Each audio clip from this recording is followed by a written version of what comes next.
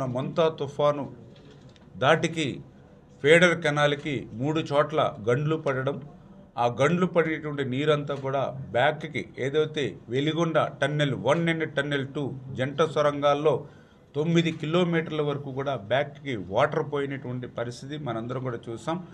అటువంటి స్థితిలో మొన్న 7వ తేదీన ఇన్స్పెక్షన్కి వచ్చినప్పుడు ఆ రోజు క్లియర్గా ఇన్స్ట్రక్షన్స్ ఇవ్వడం జరిగింది. ఏదైతే ఆ గండ్లుని అదేవిధంగా ఆ జంట సొరంగాల్లోకి పోయినటువంటి ఆ యొక్క నీటిని అంతటినీ కూడా డీవాటరింగ్ చేయమని స్పష్టంగా ఆదేశాలు ఇచ్చాం.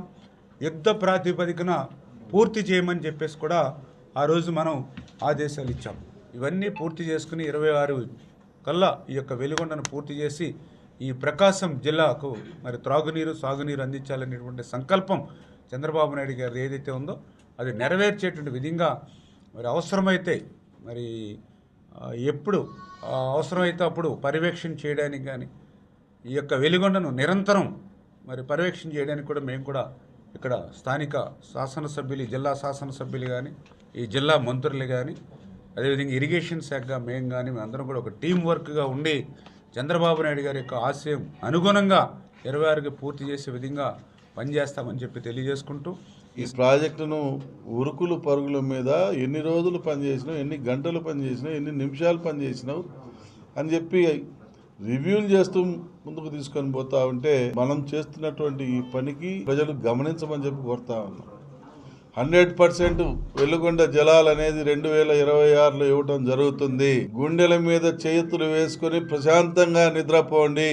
ఈ ఎన్డీఏ కూటమి తెలుగుదేశం ప్రభుత్వం ఉన్నంత వరకు మీరెవరు అధైర్యపడవద్దు. చేసినటువంటి పని చేస్తున్నటువంటి వాళ్ళని గుర్తించండి. వెలుగొండ ప్రాజెక్టు ఇంకా 4,000 కోట్ల పైచిలకు డబ్బు అవసరమైన భయపడకుండా వెలుగొండ ప్రాజెక్టును ముందుకు తీసుకువెళ్తుంది ఎన్డీఏ కూటమి తెలుగుదేశం ప్రభుత్వం. మేము కష్టపడతాం, పనిచేస్తాం. ప్రజలకు ఈ ప్రాంతంలో ఉన్నటువంటి ప్రజలకు అవసరమైనటువంటి ఈ వెలుగొండ నీళ్లను త్రాపి తీరుతామని చెప్పి ఈ సందర్భంగా మీ అందరికి మనవి చేస్తా ఉన్నాం.